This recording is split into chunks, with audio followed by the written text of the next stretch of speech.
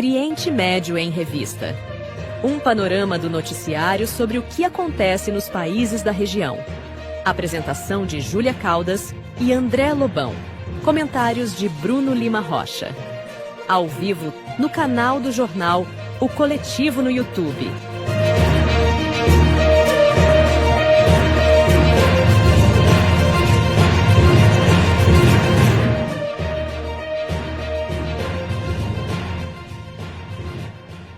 Olá, eu sou Júlia Caldas e comigo estão Bruno Lima Rocha e Mohamed Ali. Boa noite, bem-vindos. Boa noite.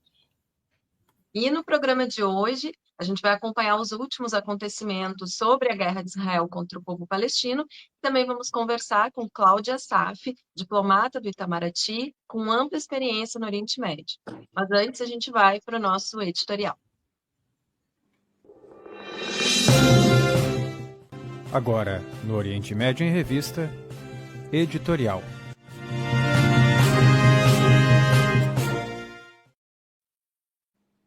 Oi, gente, para quem está no ao vivo, boa noite. Desde que começou a agressão e tentativa de invasão por terra do Líbano por parte do Estado colonial sionista, nesse programa nós dissemos com todas as letras: Israel vai perder, como perdeu em 2000, perdeu em 2006, perdeu em 2009, perdeu em 2011 e agora perde novamente em 2024. O gabinete do premier sionista, genocida, criminoso de guerra, Benjamin Netanyahu, de acordo com seu chefe de Estado, efetua um cessar-fogo de 60 dias. Ainda faltam alguns ajustes, mas deve sair.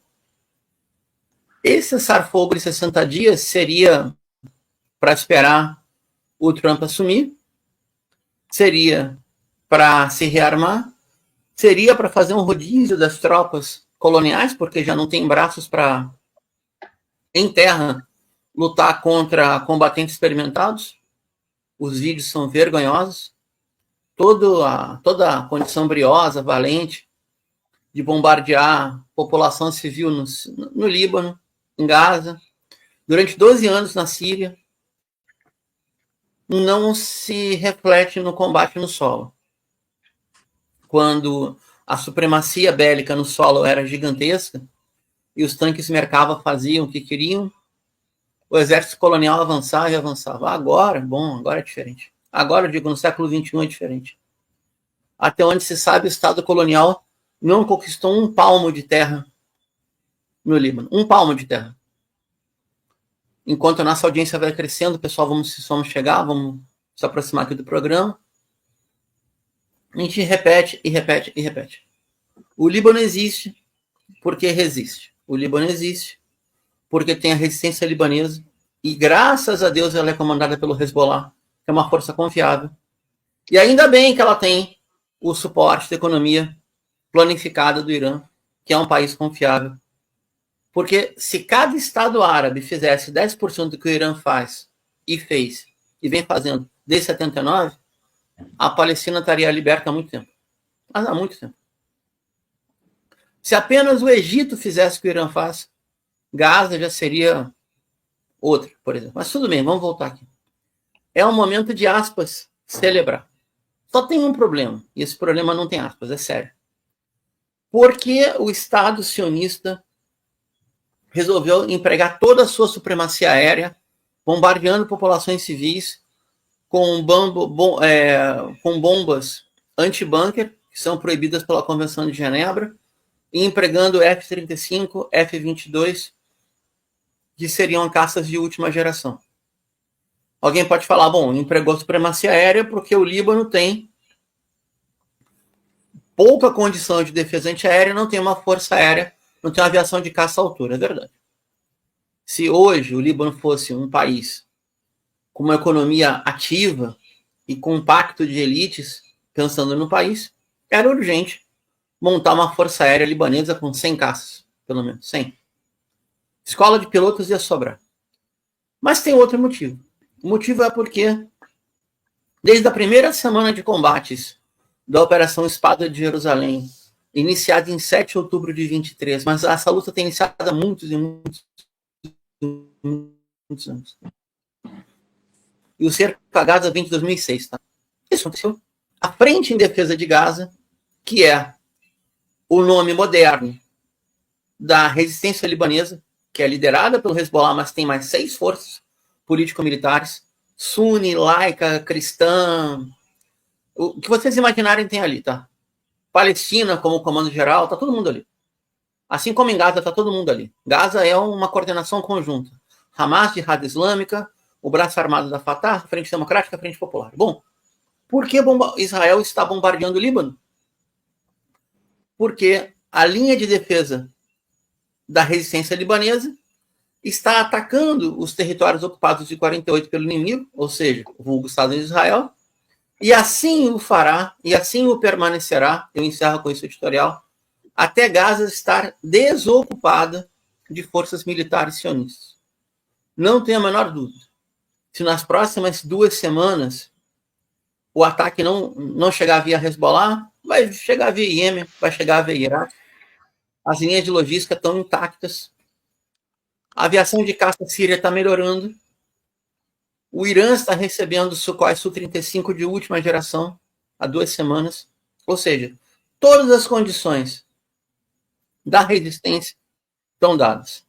Se e quando o Estado sionista voltar a agredir o Líbano, se vai ter Netanyahu, se vai ter Benny Gantz, se vai ter qualquer gabinete, sincero, honestamente, para nós, árabes descendentes, pouco importa. Assim como pouco importa qualquer discurso hipócrita de chefe de Estado, seja de país árabe ou de maioria muçulmana, porque, já dissemos, não é a mesma coisa. O que importa, sim, é o apoio das linhas logísticas, é a pressão diplomática, é a economia de guerra para garantir a resistência, e a resistência garante o território tudo. Porque sem território não se constrói, não se liberta e não se reconstrói um país. Vencemos de novo. Eu tenho descendência libanesa, estou esperando o passaporte há 6 anos. Posso bater no peito e falar, vencemos.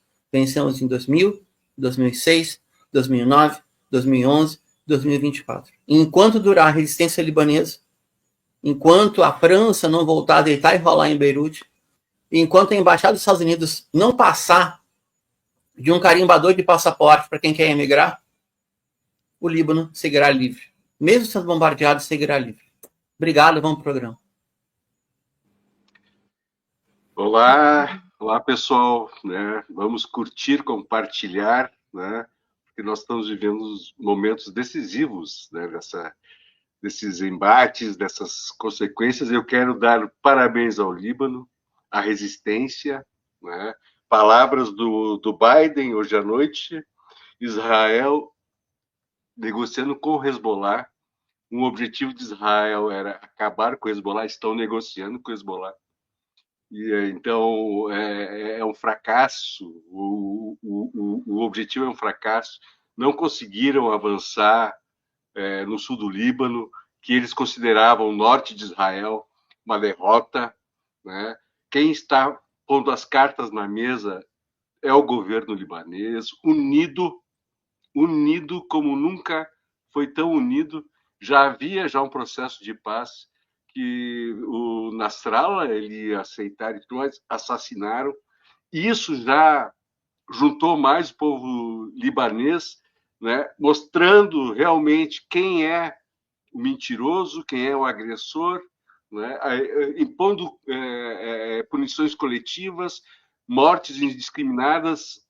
Ontem, bombardeios absurdos, hoje, bombardeios absurdos no Líbano, né? Israel ele não tem lei internacional, e é bom que temos uma diplomata aqui, né? Então, essas coisas, né? As leis internacionais, a moral, o direito internacional vai prevalecer.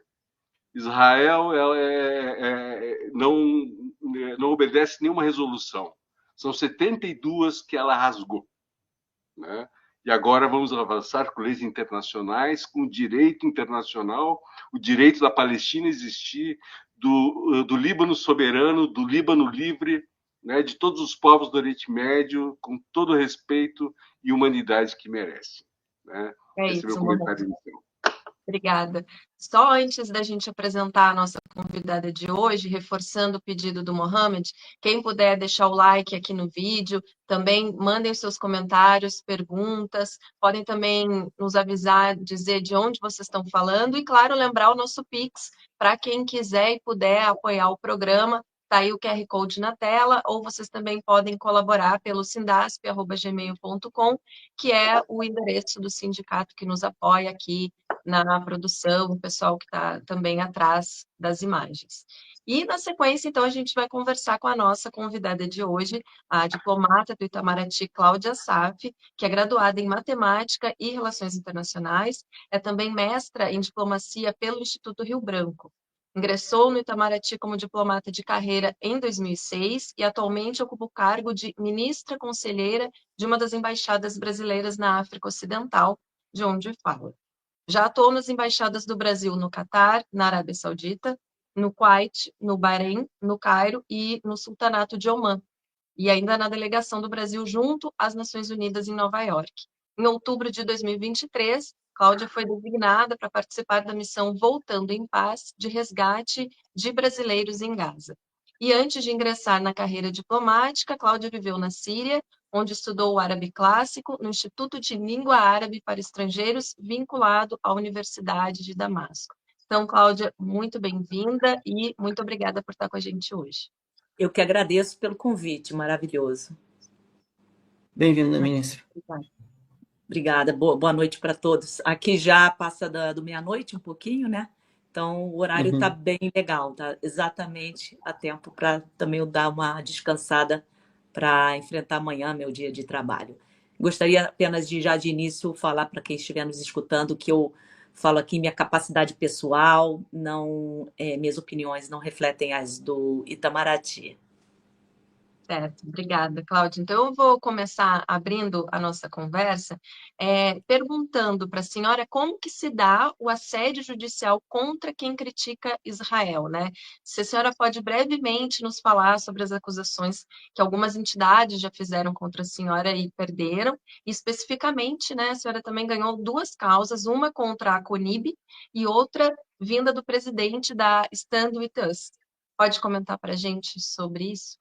Claro, Júlia, claro. Então, o assédio judicial, também conhecido como lawfare, né? Ele é uma estratégia que utiliza o sistema jurídico para intimidar, para silenciar vozes críticas ao regime sionista de Israel, o regime colonialista, né, de Israel. Então, no meu caso, eu fui processada por 2 vezes, mas conseguimos vitórias importantes, né? A primeira foi uma peça que no direito penal, eles vão já para o direito penal, que é a última ratio, né? Ratio que os juristas falam, né? Quando não se tem mais solução, não, mas eles vão direto para a justiça criminal.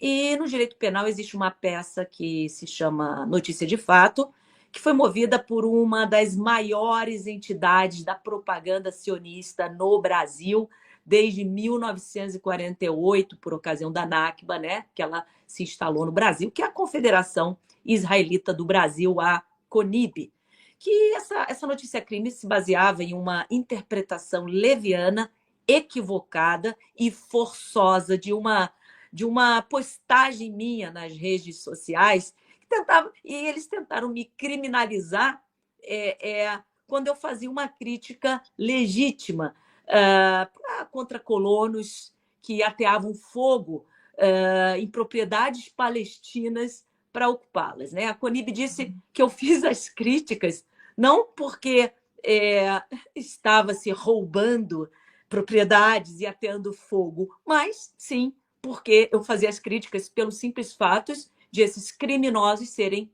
judeus. E, portanto, eu era antissemita, portanto, racista, que é um crime gravíssimo no nosso ordenamento jurídico, como você sabe, né? Para que os espectadores aí que estejam nos assistindo tenham uma mínima ideia, é como se fosse, grosso modo, um exemplo, desculpa, Júlia, esdrúxulo, mas vamos supor que Júlia cometesse um crime bárbaro e o Bruno vai criticar esse crime durante um dos programas dele, falando que ela fez isso vai criticar esse crime bárbaro, e as pessoas, os movimentos ativistas feministas, né, do qual eu me coaduno também, vão xingar o Bruno, chamando o Bruno de misógino, porque está criticando a Júlia, que cometeu o que estaria tipificado no Código Penal. Está entendendo como é esdrúxula a coisa? É para camuflar e blindar Israel de crítica.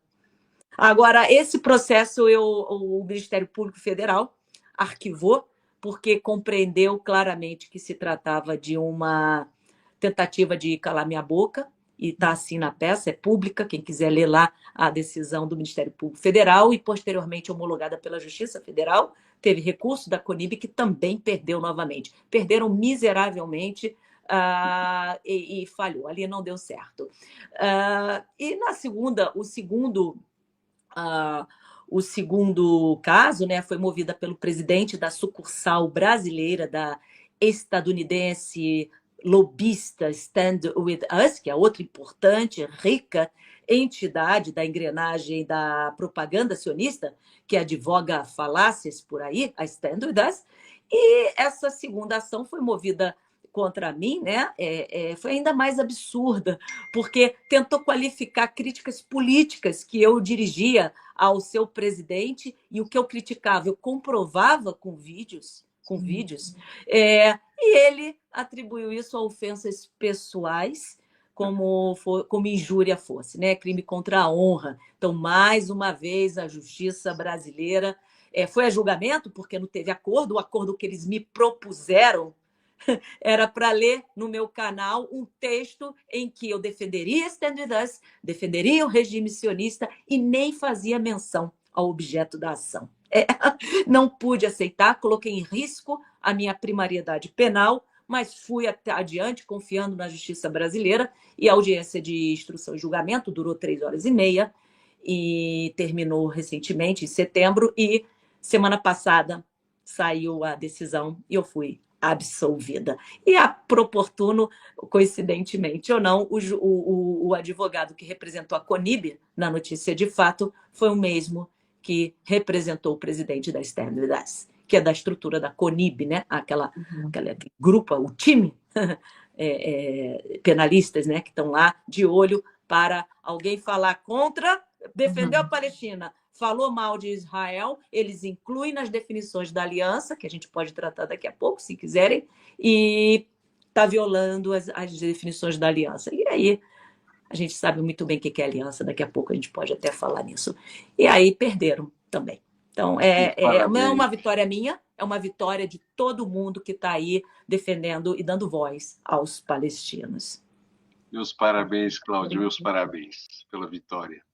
Mas, Cláudia, reconhecemos que existe um monopólio, né, da definição do termo antissemitismo, com o objetivo único de calar a boca dos críticos do regime racista sionista de Israel.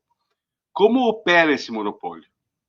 Então, esse monopólio, Mohamed, ele é mantido por meio de organizações internacionais, como a Aliança Internacional da Memória do Holocausto, né, a IHRA, na sigla em inglês, como eu acabei de mencionar, que uma entidade que criou definições de antissemitismo, incluindo nessas definições, além de haver definições legítimas, são 11 definições que ele tem definições que sim, se você cometer aquilo, a gente seria crime contra os nossos irmãos judeus. Isso é um absurdo. E crime de antissemitismo é repugnante.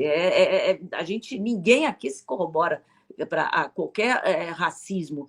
Mas ali, misturado como o verdadeiro que eu chamo de cavalo de Troia, camuflado ali, eles embutiram outras definições que têm por objetivo blindar Israel de críticas. Eles não seriam levianos de só colocar críticas a Israel. Tem que camuflar em meio a definições legítimas. E aí está o perigo. Porto Alegre acabou de decretar, entrou no ordenamento lá, pelo que eu estou entendendo, foi agora em outubro, né? Final de outubro. Caiu a Cláudia. Acho que caiu. Bom, a gente está no ar aqui, pessoal. Esse é o Oriente Médio em Revista. A gente estava entrevistando a diplomata Cláudia Assaf.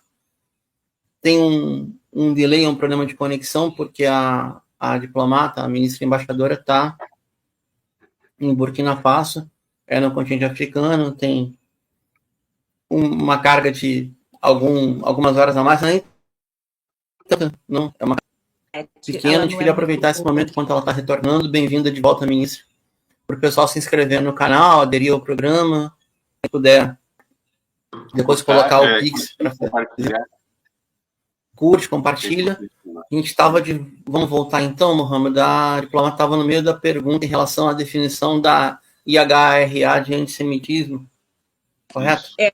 É uma das que detém, como ele estava perguntando, quem monopoliza essa acusação leviana de ser antissemita, quem critica, né? Quem critica Israel. Então, a operação do lobby da aliança, que é importantíssimo que o público brasileiro conheça. Eu desafio aos espectadores, quem já ouviu falar na aliança? Pouquíssimas pessoas, e é um perigo. Ela atua... as definições que estão ali ainda não entraram no ordenamento jurídico brasileiro. As definições ali, elas buscam aprovações simbólicas dessas definições em esferas legislativas, com um lobby fortíssimo nos nossos congressos, para criar um precedente político e jurídico. Quer dizer, em tese, criticar Israel hoje em Porto Alegre seria racismo. Eles acabaram de decretar. Precisaria haver, por parte nossa, o pessoal que entende, criar uma ação, uma ADIM, uma ação de inconstitucionalidade para extirpar aquilo do ordenamento jurídico do pessoal lá de Porto Alegre. Agora, de uma forma simbólica, já entrou no ordenamento, não entrou no ordenamento jurídico. Simbolicamente, o DF adotou, o governo do Rio de Janeiro, estadual e municipal, de São Paulo, Minas Gerais. Daqui a pouco teremos, imagina, no nosso ordenamento. Eu não sei se teremos tempo, não teremos tempo, eu creio, mas seria importante que os telespectadores desse importante programa acessassem, pesquisassem as definições de antissemitismo no âmbito da Aliança Internacional da Memória do Holocausto. Para se ter uma ideia, Bruno e Mohamed Julia, o próprio idealizador da aliança, Kenneth Stern, em 2000 foi criada a aliança, né? Tem vários países que aderiram. A própria pessoa que idealizou a aliança, ele acabou de dar uma entrevista, creio que para Cristiana Amanpour, falando que deturparam a utilização da aliança que nasce legítima. Não podemos esquecer o que aconteceu durante o Holocausto. Não somente o Holocausto, que não aconteça nunca mais para ninguém. Ótimo. Bruno, por favor. Gente, boa noite. Não, já vou.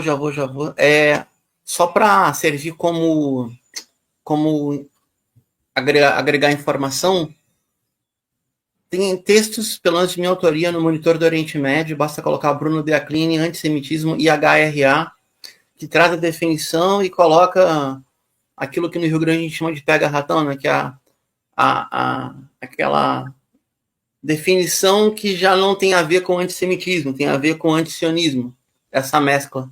Inclusive, a nossa próxima pergunta, ministra, existe uma equiparação, a gente entende que é forçosa, entre judaísmo, eu ousaria dizer judaísmo, ao sionismo. Ela é uma situação forçosa e ela é criada, ou ela é organizada pelo projeto colonial. Quando surgiu a Organização Sionista Mundial, o sionismo nem era judaico ainda, ele era evangélico, era o sionismo de incentivo às 13 colônias, à África Austral, aos menonitas no Paraguai, por exemplo, grandes genocidas paraguaios, e não tinha sequer a presença do imaginário do Estado de Israel na Palestina. Mas é uma captura, associar o judaísmo ao sionismo. Você poderia desenvolver sobre nós, para nós esse tema? Esse tema é muito importante. Importantíssimo. E é uma tentativa de convencer uma opinião pública leiga, né?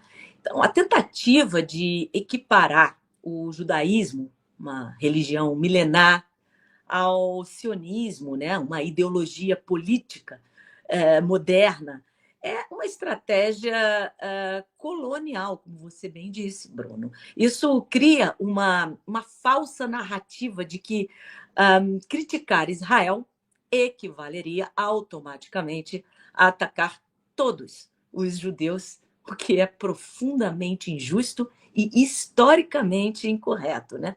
O sionismo, enquanto projeto político, ele foi contestado por muitos judeus desde o início, né? E temos comunidades judaicas pelo mundo todo que rejeitam completamente o sionismo, né? Nós temos, inclusive, no Brasil, nós temos nos Estados Unidos e pelo mundo todo. Ao vincular essas duas expressões, judaísmo ao sionismo, o objetivo dessa propaganda do projeto colonial é um só: proteger as ações do Estado de Israel. Então, você que é leigo no tema, que não é tua área estudar esse tema, saiba que isso é uma tentativa de proteger as ações carnificeiras abjetas do Estado de Israel sob esse regime, tá? Blindando Israel de críticas e manipulando essa opinião pública leiga, tá?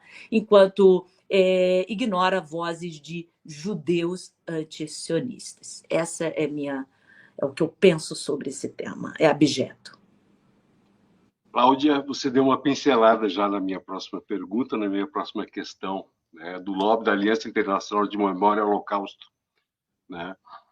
Ela vem fazendo essas gestões, né, no parlamento brasileiro, né, no judiciário, né, na esfera estadual e federal, e para que se adotem leis incorporando definições, né, que associam as críticas ao sionismo como o antissemitismo que você já falou, né? Como se dá a operação desse lobby, né, em estados como o Distrito Federal, já citado, Minas Gerais, Rio de Janeiro, São Paulo e agora no meu Rio Grande do Sul? Tchê, como é que se dá isso, né?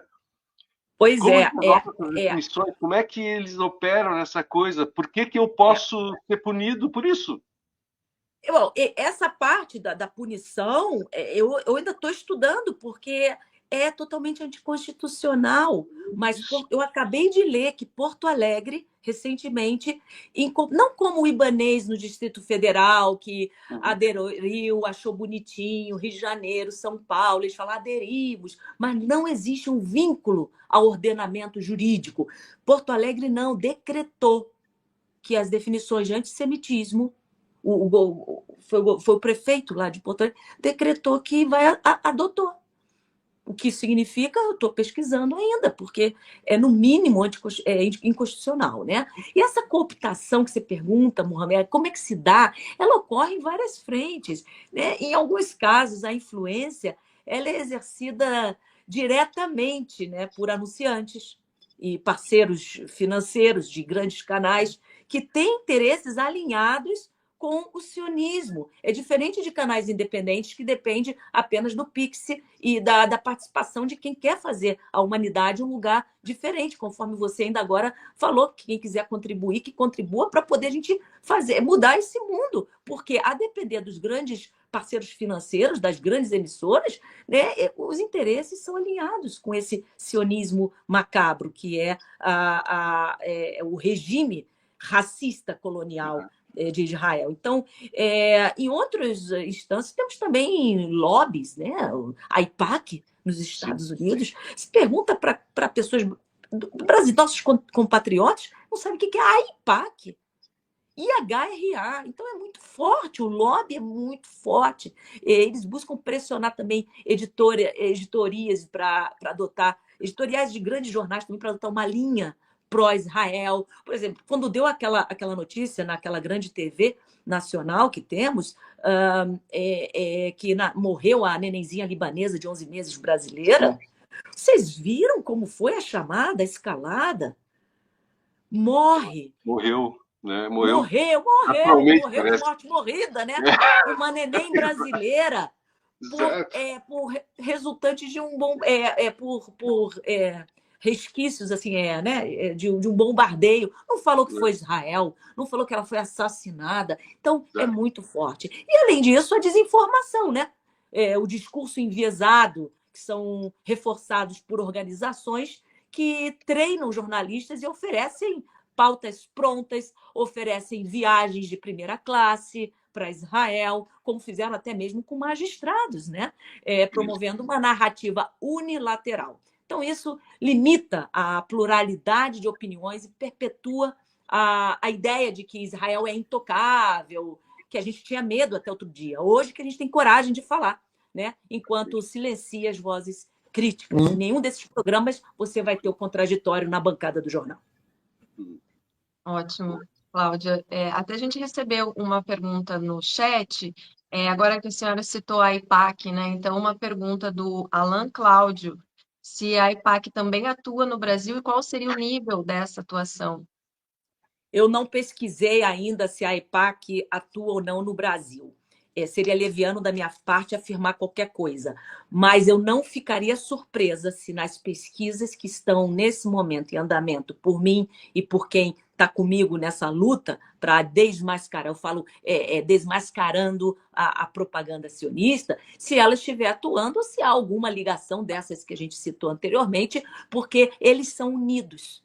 Diferentemente de nós. Nós que estamos dando voz aos palestinos, cada um está fazendo o seu melhor, eu estou aqui de madrugada, ninguém me paga para estar aqui, ninguém paga vocês estão aí na luta, e o pessoal que está lá sofrendo no Líbano, na Palestina, eles não fazem ideia que do outro lado do mundo tem gente que está aqui debatendo isso, né? E coitadinhos, eles estão achando que não tem ninguém fazendo nada por eles, mas eu entendo a revolta deles. Então, é muito complicado, é muito triste, e o Alan,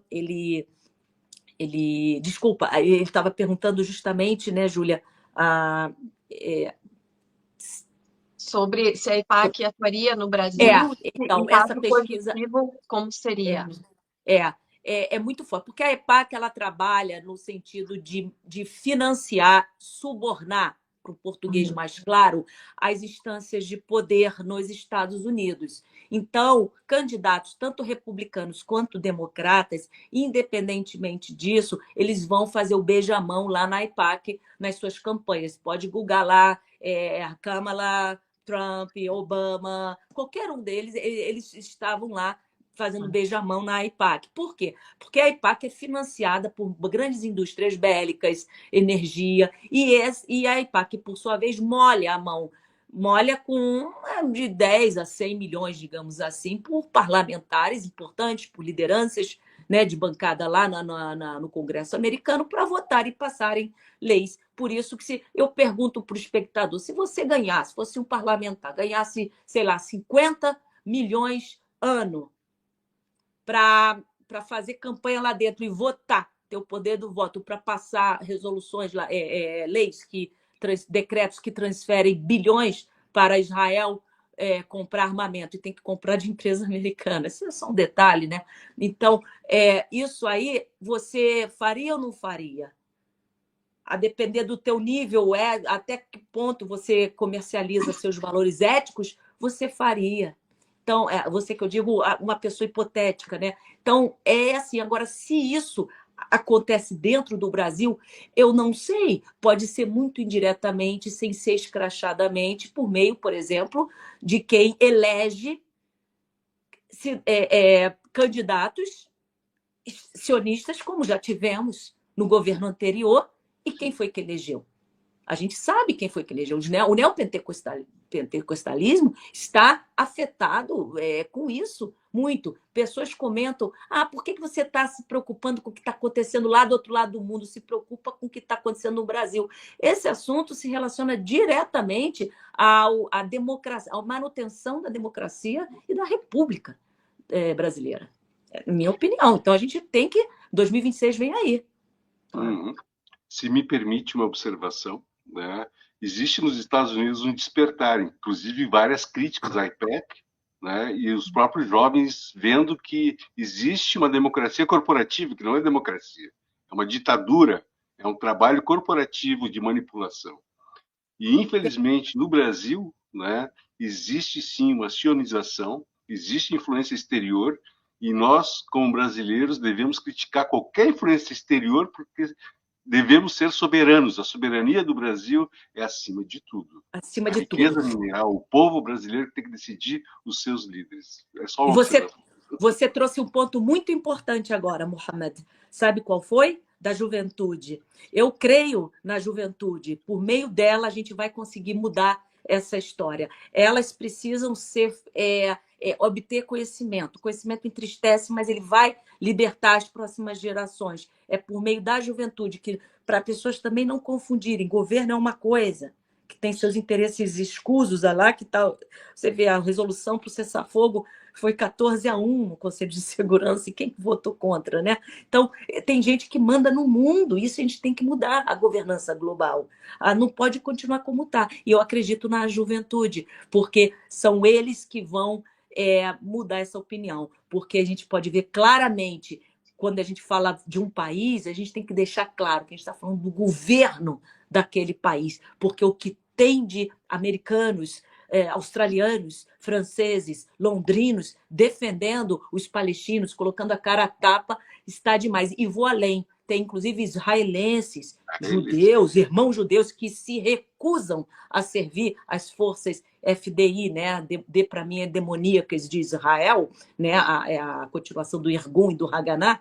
Então, lá se recusam, então, sofrendo o pão que o diabo amassou nas masmorras lá dos campos de concentração israelenses, nesse momento que a gente fala. Então, toda a minha solidariedade também aos nossos irmãos israelenses e judeus que estão lá, nesse momento, sofrendo por não aceitarem fazer parte dessa carnificina. Obrigada, Cláudia. A gente está, então, recebendo hoje, né, no programa, a diplomata do Itamaraty, Cláudia Assaf, que segue com a gente até o final do programa, mas a gente precisa chamar um intervalo rapidinho e daqui a pouco a gente está de volta. Oriente Médio em Revista. Um panorama do noticiário sobre o que acontece nos países da região. Apresentação de Júlia Caldas e André Lobão. Comentários de Bruno Lima Rocha. Ao vivo, no canal do jornal O Coletivo no YouTube.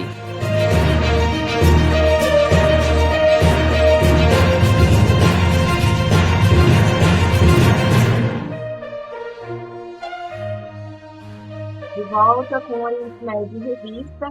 Lembrando a quem nos acompanha de se inscrever no canal em que vocês estão acompanhando, que vocês estão nos assistindo, também de curtir e compartilhar o programa nas suas redes. E, de novo, a gente chama aí para o nosso Pix, que está aparecendo aqui na tela, o QR Code, ou também pelo endereço sindasp@gmail.com, que também aparece aí. Se inscrever no canal também é muito importante, tá, gente? Porque também nos ajuda bastante. E hoje, no programa, recebendo, então, a diplomata do Itamaraty, Cláudia Assaf, que segue com a gente. A gente só vai dar uma pausa rapidinho aqui na nossa conversa para ler duas notícias importantes, né, no dia de hoje. E a primeira delas é Israel pronto, então, para implementar o cessar-fogo no Líbano, com informações da Press TV e do Al Mayadin. Israel, então, está perto de implementar um cessar-fogo no Líbano, onde o país vem travando uma campanha contra o grupo político Hezbollah, segundo anunciou o primeiro-ministro Benjamin Netanyahu nesta terça, 26 de novembro. Netanyahu fez os comentários em um discurso televisionado após uma reunião com seu gabinete de segurança. O acordo de cessar-fogo está quase pronto, faltando apenas a aprovação final do governo e deve entrar em vigor amanhã, quarta-feira, 27 de novembro, às 10 da manhã. Dando sequência aqui, o primeiro-ministro israelense, segundo a Press TV, Al Mayadin, tentou manter uma imagem de vitória, apesar de diversas críticas feitas por autoridades contra o cessar-fogo. Destacou que, aspas, para o criminoso condenado pelo ICC. A duração do cessar-fogo depende do que acontecer no Líbano, acrescentando que, aspas, a guerra não terminará até que alcancemos todos os nossos objetivos, até que devolvamos os moradores do norte em segurança para casa. O norte é a Galileia ocupada, tá, gente? Netanyahu delineou 3 razões para concordar com cessar-fogo nesse momento. Primeiro, ele indicou que a trégua permitiria que Israel, abre aspas, se concentrasse na ameaça iraniana. Ou seja, ele está dizendo que, quando ocorrer a Operação Promessa Verdadeira 3, as defesas de Israel serão todas atingidas. Em segundo lugar, destacou a importância de proporcionar descanso às tropas e reabastecer os suprimentos de armas, admitindo que houve atrasos, e grandes atrasos, nos embarques de armas, porque eles usam armas dos Estados Unidos. A guerra é por procuração. A guerra é made in USA para o Estado sionista. E a terceira razão seria isolar o grupo, é ótimo, né? Isolar as forças políticas palestinas na resistência, especialmente o Hamas, o que permitiria ao Estado sionista resgatar os prisioneiros em Gaza. A gente queria convidar tanto o Mohamed como a embaixadora Cláudia Assaf para comentar a notícia. Fiquem à vontade, por favor.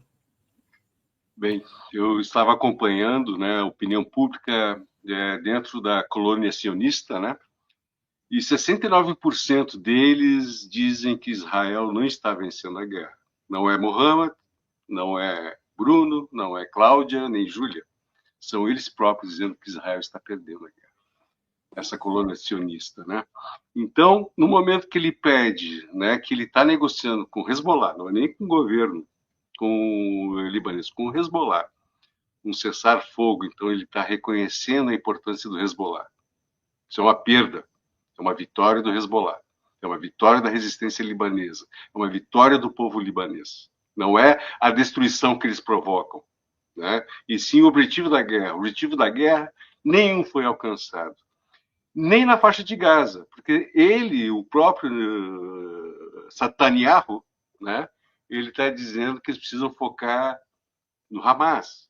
Quer dizer, existe uma resistência lá, existe morte de soldados, né? Eles matam 100, 50 todo dia, uma tragédia, um genocídio absurdo, mas Merkavas estão sendo destruídos. Então, eles estão perdendo todo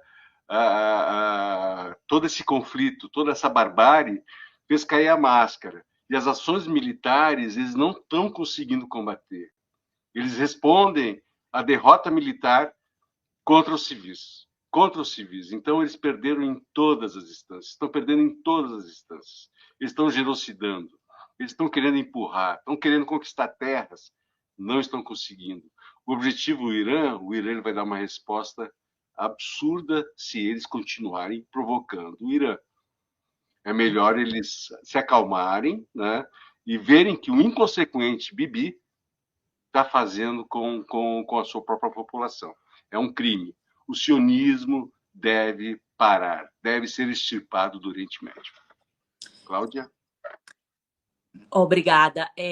Eu gostaria até de... Eu não sou anfitriã do programa, mas eu vi que a Solidariedade Palestina do Rio de Janeiro, minha cidade natal, está entrando, apareceu lá, alguém comentou. Eu estou muito feliz de ver alguém da Solidariedade do Rio lá. Eu acrescentaria sobre o que o Mohamed apontou, mais um fator, pelo que talvez esteja acontecendo esse flerte com alguma negociação, porque a gente não acredita em nada do que venha deles, né? Mas, para eles pararem ali e anunciar, o Biden, o homem, em tese, mais poderoso do mundo, né?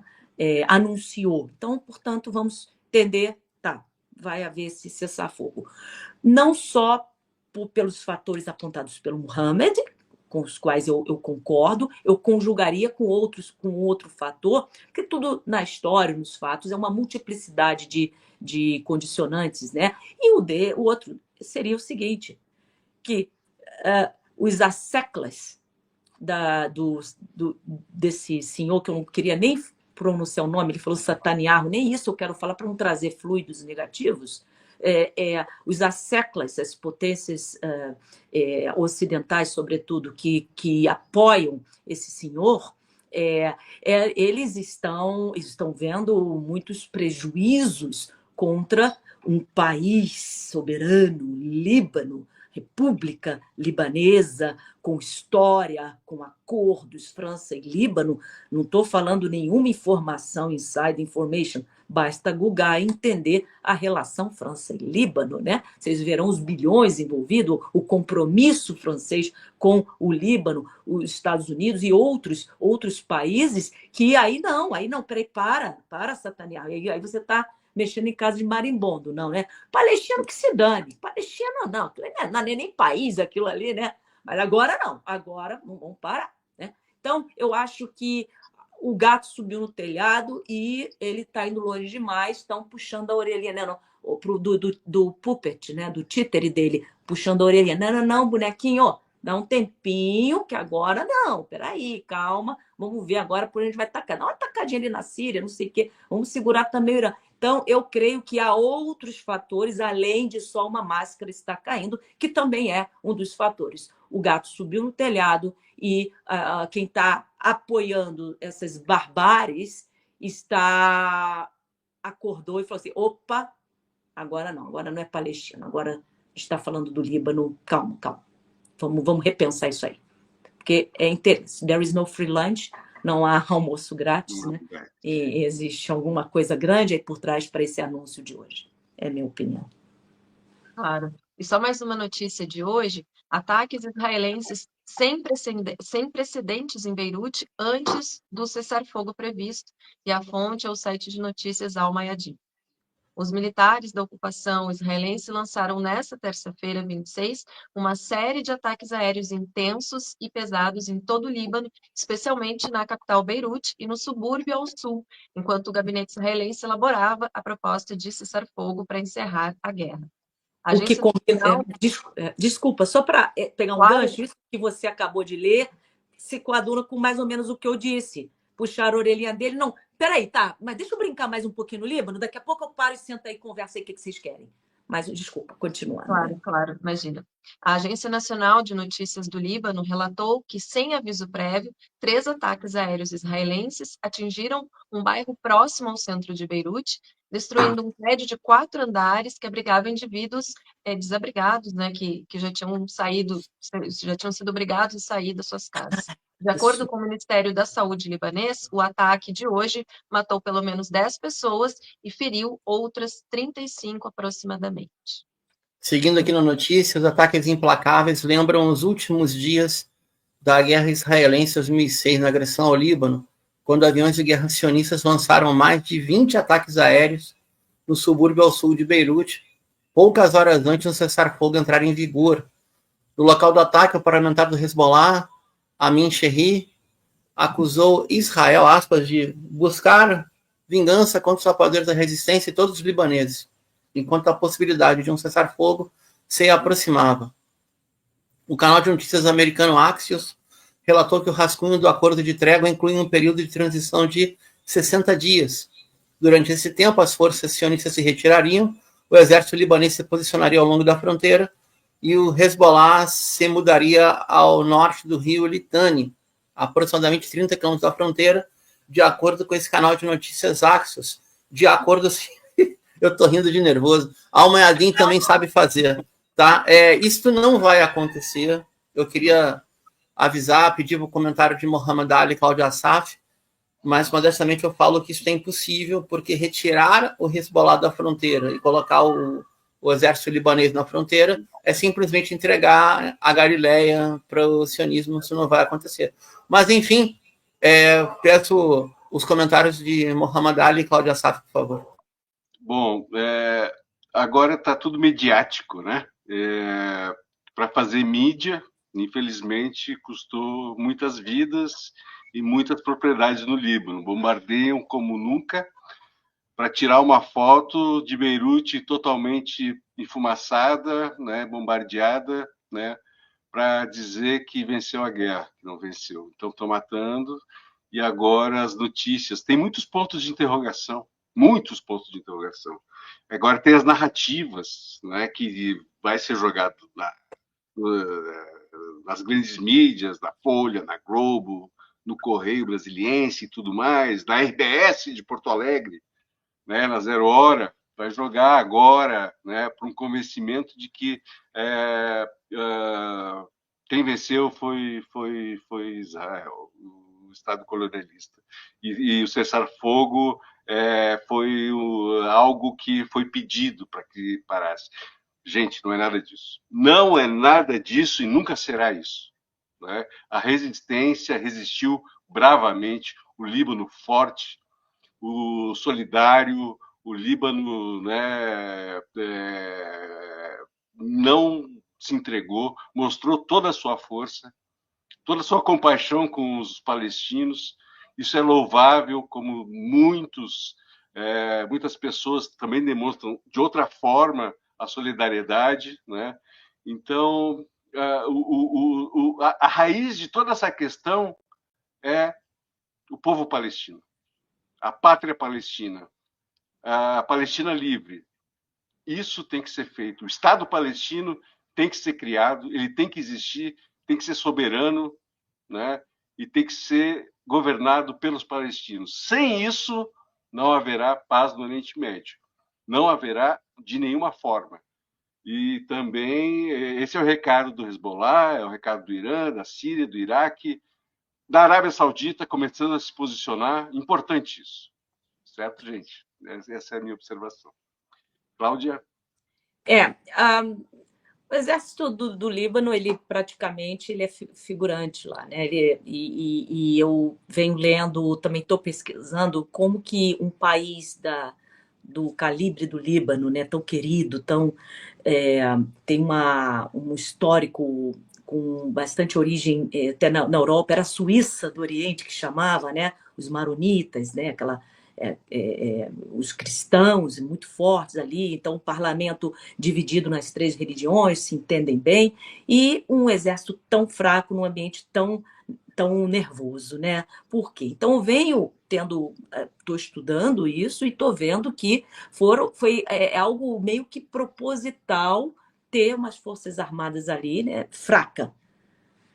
A impressão sempre que me passa é que a existência de grupos de resistência é benéfico para a narrativa dessas forças que querem manter o caos no Oriente Médio. O Oriente Médio em caos, caótico, significa lucro de toda sorte para potências ocidentais, para o próprio Israel também é um mecanismo dessa manobra ali.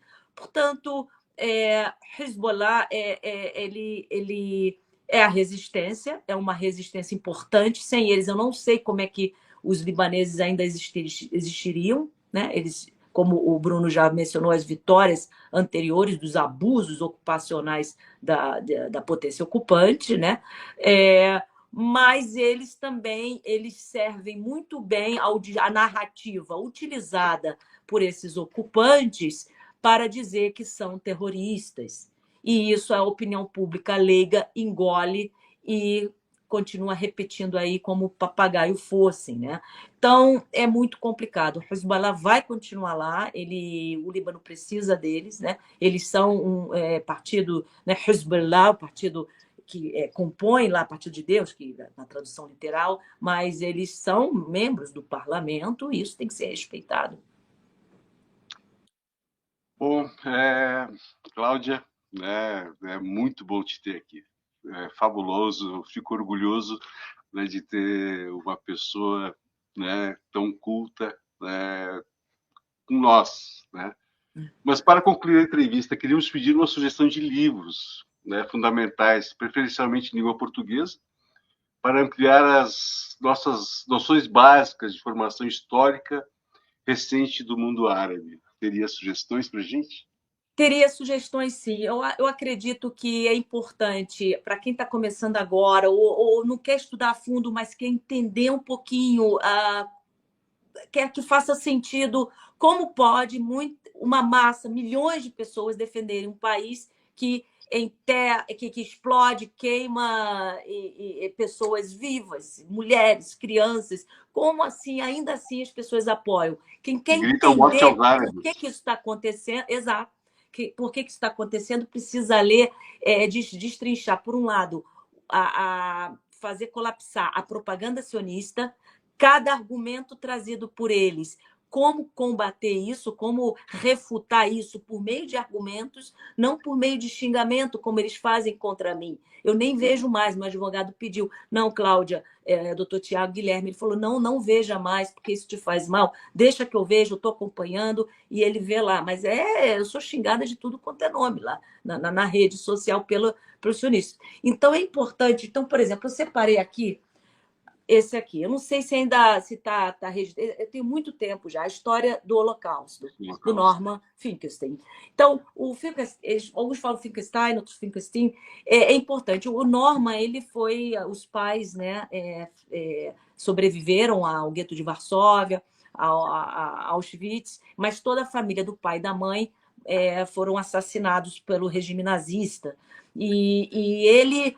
Nem por isso ele é uma pessoa que defende o regime sionista, muito pelo contrário. Então, ele mostra nesse livro como foi erguida uma indústria em torno do Holocausto nazista. Então, logo no início do livro, ele faz uma diferença entre o Holocausto nazista, o fato histórico repugnante, que não pode se repetir para ninguém nunca mais, que levou aquelas atrocidades a 6 milhões de judeus, mas não só 6 milhões de judeus, tem mais 6 milhões de outros grupos ali que também foram exterminados pelo regime nazista. Então, aqui ele conta a construção de todo um turismo em torno disso, museus, passeios. Então, tudo isso é formado para já embutir, desde a mais tenra idade, e a palavra holocausto também, para deixar com medo nós, que somos críticas a Israel, pelo aquele motivo que o Bruno também abordou, de equiparar judaísmo ao antissemitismo, portanto, judaísmo a equiparar ao sionismo, portanto, quem critica sionismo está criticando o judaísmo, portanto, se a gente mencionar o holocausto, a gente nossa Senhora, e não é isso, foi um fato histórico absurdo que não pode se repetir mais para ninguém. Agora, os maiores antissemitas são eles mesmos, os sionistas, porque eles se valem do sofrimento dos nossos irmãos judeus para a narrativa deles de ocupar, de oprimir, de praticar o apartheid e oprimir os povos nativos palestinos. Isso sim está gerando no mundo leigo, que não conhece, acha que são que quem está fazendo isso, né, essa narrativa deles, que eles são as vítimas. Portanto, se Israel é vítima, automaticamente os judeus são as vítimas. Assim, eles querem que as pessoas pensem, e aí cria toda essa indústria que tinha que colapsar. O excepcionalismo do Holocausto é outro termo importante. Eles se apropriaram desse fato histórico. Só eles podem falar. Só eles têm o direito de lucrar e capitalizar sobre isso. Isso está errado, o regime sionista tem que colapsar. Então, a indústria do Holocausto está em português, eu não sei se existe ainda para vender, é muito antigo, acompanho esse tema há pelo menos 30 anos, entreguei minha idade. Eduardo Said é obrigatório, gente, questão palestina, tá? Não vamos ter tempo, talvez, de comentar. Eduardo Said. Teria outros também. Eu gosto muito, eu já li, já estou na minha segunda leitura do Breno, né, o livro que ele lançou, Contra o Sionismo. Para quem está querendo pegar aquele apanhado inicial, é muito importante. E sobre o sionismo também eu recomendo o livro, é da década de 70, mas vale a pena para entender cada vez mais o sionismo, o lado oculto do sionismo. O lado oculto do sionismo é de Ralph Schoenemann. Eu tenho em PDF em português. Esse é importante. Então, aí você vai construir sua base para entender a parte histórica. Agora, para colapsar a propaganda, um historiador novo da escola dos novos historiadores israelenses, judeu, ex-membro do establishment militar israelense, Ilan Pappé. Ilan Pappé é uma leitura obrigatória, ele nem está mais lecionando nas universidades israelenses, foi expulso, né? Mas ele pode frequentar o país, segundo uma entrevista que eu ouvi recentemente, e ele escreveu os 10 mitos sobre Israel, né? Não daria para a gente ver aqui os 10 mitos, mas são vários, que é uma democracia, né? Judaísmo é sinônimo de de sionismo, de sionismo, mitos, né? Mitos que ele quebra um por argumentos de uma pessoa que tem, eu não gosto muito desse termo, mas ele tem um local de fala aí. Não precisa ter local de fala para você criticar algo, tá, gente? Na minha opinião, é importante o local de fala, se a pessoa viveu na pele, mas todo mundo está credenciado a criticar a opressão, na minha opinião. Ilan Pappé também escreveu A Limpeza Étnica da Palestina, também precisa ser lido talvez antes dos 10 mitos. Leia A Limpeza Étnica da Palestina, tem em português, já traduzido, creio que, não sei se foi a editora Tabla também, os 10 mitos foi a editora Tabla, tem um vídeo da própria editora Tabla no YouTube, do lançamento dos 10 mitos sobre Israel, vale a pena assistir. E, por fim, Ilan Pappé, de novo, acabou de lançar o Lobby, né? O Lobby nos dois lados do Atlântico. Eu ainda não li, estou doida para pegar para ler, só tem em inglês por enquanto. E muitos outros. Eu tenho um aqui em inglês, mas esse aqui os sionistas vão... Ai, ela está mostrando esse livro para os brasileiros, mas eu vou mostrar. Mostra aí, mostra. Não vou falar nada. Ó, esse aqui, ó. Anotem aí, ó, quem quiser ver. Jewish Religion. Tá? Esse aqui, ó, os sionistas agora que estão lá nos assistindo aqui, infiltrados, vendo, deve estar... Ai, ela mostrou esse livro. Está mostrado, queridos. Sinto muito. Bom. Ótimas dicas. Espero que o pessoal tenha anotado aí, senão depois assistir de novo ao vídeo. Gente, precisamos encerrar o programa. Cláudia, por favor, as últimas considerações dessa noite. É isso, temos que continuar, vem dando certo, sem medo. Eu venho sendo assediada judicialmente. Eu deixo um recado aqui para os sionistas que estão me perseguindo das entidades aí em geral, aí no Brasil. Eu não tenho medo de vocês, porque existe algo chamado Constituição da República Federativa do meu amado Brasil. Eu não tenho medo de vocês, sionistas. Eu vou continuar dentro das regras, dentro do direito, dentro tudo direitinho, mas vamos dar voz aos oprimidos, seja na Palestina, seja no Congo, seja onde for. Mas nesse momento nós somos todos palestinos, libaneses, iemenitas, todos que estão lutando por ter a liberdade, não só a paz só não basta. Os escravos tinham paz na senzala, depois de trabalhar com eles, tinham paz, mas eles querem liberdade. Justiça. Justiça.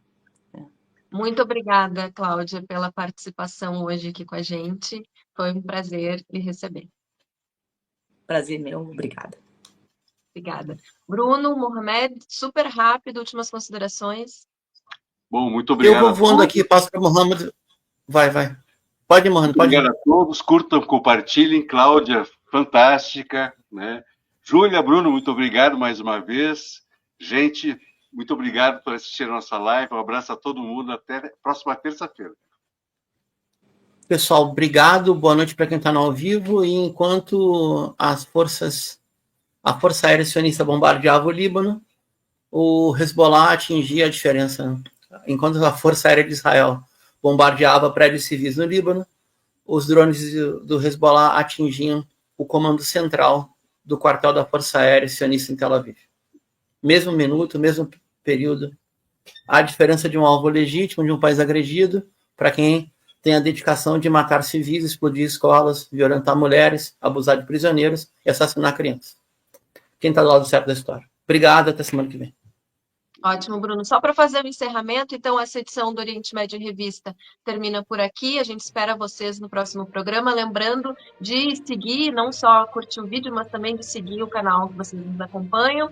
E o programa, então, contou com a produção técnica e jornalística de Alan Camargo, André Lobão, Bruno Lima Rocha, Christopher Dallalana, Juan Carvalho, Júlia Caldas, também com Mohamed Ali, do Comitê pela Paz na Palestina, e a nossa convidada super especial de hoje, a ministra e diplomata do Itamaraty, Cláudia Safi.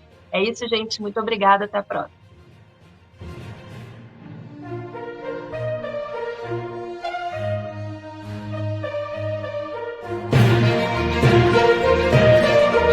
Oriente Médio em Revista.